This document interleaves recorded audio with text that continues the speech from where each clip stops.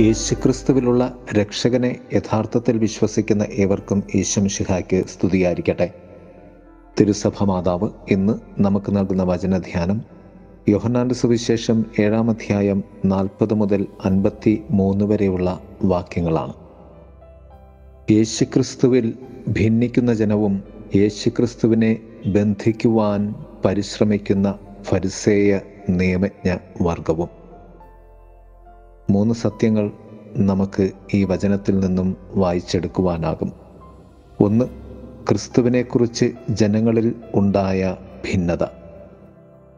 ക്രിസ്തുവിനെക്കുറിച്ചുള്ള ഭിന്നത ജനങ്ങളിൽ ഉളവായ ക്രിസ്തു ആരാണെന്ന വ്യത്യസ്തമായ ധാരണകളായിരുന്നു. യേശുവുമായി ബന്ധപ്പെട്ട എല്ലാ നിത്യസത്യങ്ങളുടെ മേലും ഭിന്നത സർവ്വസാധാരണമായിരുന്നു സുവിശേഷത്തിൽ. അഥവാ ഭിന്നതയില്ലാതെ കർത്താവിനെ തിരിച്ചറിയുവാനും സ്വന്തമാക്കുവാനും സാധ്യമല്ല എന്നത് തന്നെയാണ് സത്യം. ഭിന്നിക്കുവാനുള്ള സാധ്യതകളെ അതിജീവിക്കാതെ നിനക്ക് ക്രിസ്തുവിൻ്റെതാകുവാൻ സാധിക്കുകയില്ല. ഭിന്നതയുടെ സത്യം കർത്താവ് പറഞ്ഞു, ഭാര്യയെ ഭർത്താവിൽ നിന്നും മക്കളെ മാതാപിതാക്കളിൽ നിന്നും ഒക്കെ ഭിന്നിപ്പിക്കുവാനാണ് ഞാൻ കടന്നു വന്നിരിക്കുന്നത് എന്ന്. ക്രിസ്തുവിനെ പ്രതി നാം എടുക്കേണ്ട കുരിശിൻ്റെ വിലയാണ് ഭിന്നത. ഭിന്നതയുടെ ഭയാനകത്വം യേശുനാഥൻ പറഞ്ഞു, എന്നെ പ്രതി ലോകം മുഴുവൻ നിങ്ങളെ തള്ളിപ്പറയും എന്നാണ്. എന്നാൽ ഭിന്നതയുടെ സമ്പൂർണത ലോകാവസാനം വരെ ഞാൻ നിങ്ങളോട് കൂടെയുണ്ട് എന്ന വാഗ്ദാനവുമാണ്. രണ്ടാമതായി, പ്രവാചകനെ ക്രിസ്തുവിലും ക്രിസ്തുവിൽ പ്രവാചകനെയും കാണാതെ പോയ യഹൂദ ജനം. ആവർത്തന പുസ്തകം 18-ാം അധ്യായം 15-ാം വാക്യം ഇപ്രകാരം പറയും, നിന്റെ ദൈവമായ കർത്താവ് നിന്റെ സഹോദരങ്ങളുടെ ഇടയിൽ നിന്ന് എന്നെപ്പോലെയുള്ള ഒരു പ്രവാചകനെ നിനക്ക് വേണ്ടി അയക്കും, അവൻ്റെ വാക്കാണ് നീ ശ്രവിക്കേണ്ടത് എന്ന്. അയക്കപ്പെട്ട പ്രവാചക സമ്പൂർണതയാകുന്ന ക്രിസ്തുവിനെ തിരിച്ചറിയാതെ പോകുന്ന യഹൂദജനം. അതേ അധ്യായത്തിൽ 22-ാം വാക്യത്തിൽ ഈ പ്രവാചകനെ തിരിച്ചറിയുവാനുള്ള ലക്ഷണവും കർത്താവ് പറയുന്നുണ്ട്. ഒരു പ്രവാചകൻ കർത്താവിൻ്റെ നാമത്തിൽ സംസാരിച്ചിട്ട് അത് സംഭവിക്കാതിരിക്കുകയോ സഫലമാകാതിരിക്കുകയോ ചെയ്താൽ ആ വാക്ക് കർത്താവ് അരുൾ ചെയ്തിട്ടുള്ളതല്ല. ആ പ്രവാചകൻ അവിവേകത്തോടെ സ്വയം സംസാരിച്ചതാണ്, നീ അവനെ ഭയപ്പെടേണ്ട എന്ന്. യേശുനാഥൻ ഈ ഭൂമിയിൽ പറഞ്ഞതൊക്കെയും സമ്പൂർണമായും സംഭവിക്കുകയും കർത്താവ് പറഞ്ഞു, എൻ്റെ വാക്കുകൾ അല്ല, ഞാൻ ചെയ്ത പ്രവൃത്തികൾ മൂലം നിങ്ങൾ എന്നിൽ വിശ്വസിക്കുവിൻ എന്ന് കർത്താവ് നമ്മെ ഈ പ്രവാചക സത്യത്തിലേക്ക് ക്ഷണിക്കുകയും ചെയ്യുന്നുണ്ട്.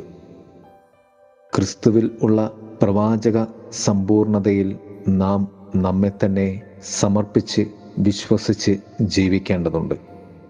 ക്രിസ്തുവിലുള്ള പ്രവാചകത്വത്തെ, പ്രവാചക സത്യത്തെ അവർ കാണാതെ പോകുന്നത് തിരുവെഴുത്തുകളെ യഥാർത്ഥത്തിൽ മനസ്സിലാക്കാതെ പോയതുകൊണ്ടാണ്. ക്രിസ്തു കടന്നു വരുന്നത് ഗലീലയിൽ നിന്നാണോ എന്ന ചോദ്യത്തിലൂടെയാണ് അവർ ഇതിനെതിരെ നിലകൊള്ളുന്നത്. എങ്കിൽ സത്യത്തിൽ കർത്താവ് ബത്ലഹത്തിലാണ് ജനിച്ചത് എന്ന് അവർ അറിയാതെ പോകുന്നു, ഓർക്കാതെ പോകുന്നു എന്നത് മറ്റൊരു സത്യം.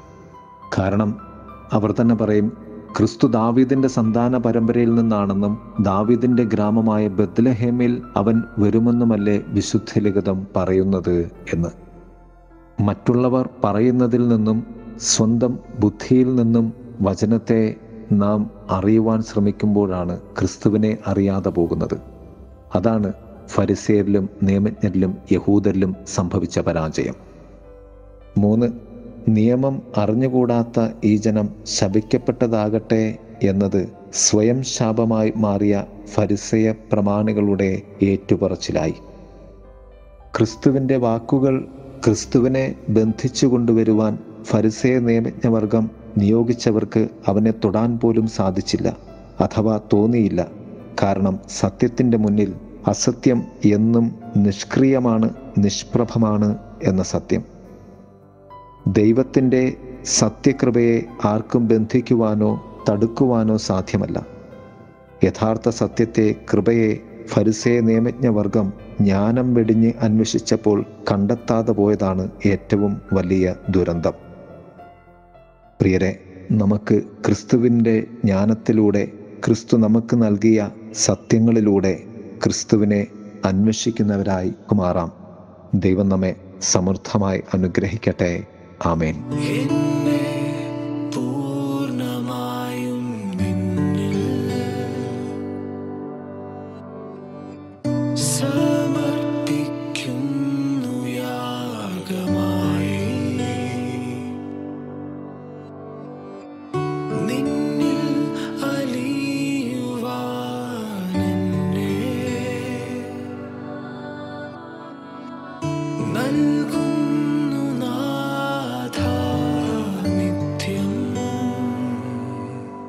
എന്നാശയം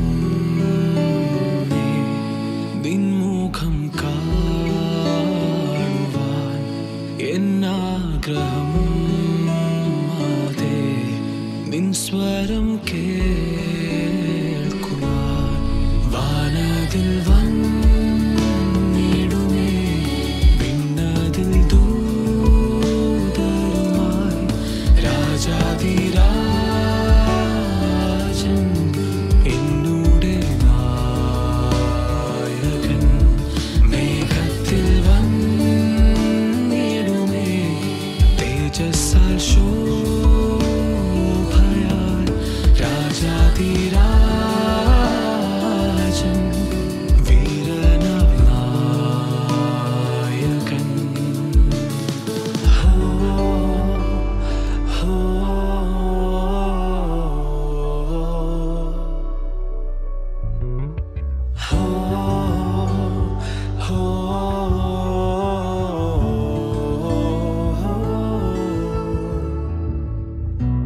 en